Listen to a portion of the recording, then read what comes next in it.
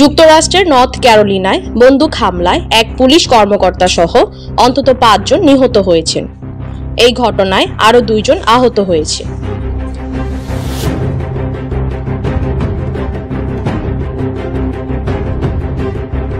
বৃহস্পতিবার স্থানীয় সময় বিকেল ৫টার দিকে নর্থ ক্যারোলিনার রাজধানী র্যালিতে এই ঘটনা ঘটে।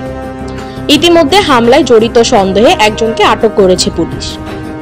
হামলায় এক পুলিশ কর্মকর্তা সহ অন্তত ২ জন আহত হয়েছে। তাদের হাসপাতালে নেওয়া হয়েছে বলে জানিয়েছেন স্থানীয় মেয়র মেরি অ্যান ব্ল্যান্ডন।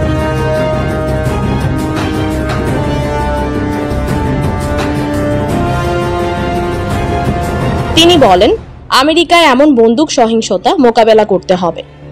রালেই শহরের জন্য এটি মর্মান্তিক একটি দিন।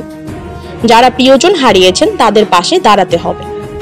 স্থানীয় সময় বিকেল ৫টার দিকে নিউজ রিভার গ্রিনওয়ের কাছে গুলি চালায় বন্দুকধারী। এর প্রায় ৩ ঘন্টা পর সন্দেহভাজন বন্দুকধারীকে একটি বাড়ির ভেতরে আটকে ফেলে পুলিশ। পরে রাত ৯টা ৪৫ নাগাদ এক টুইটে পুলিশ জানায়, সন্দেহভাজনকে হেফাজতে নেওয়া হয়েছে। কেন্দ্রীয় ও স্থানীয় একাধিক আইন প্রয়োগকারী সংস্থা ঘটনাটির তদন্তে নেমেছে বলে জানিয়েছেন স্থানীয় মেয়র মেরি অ্যান ব্ল্যান্ডন।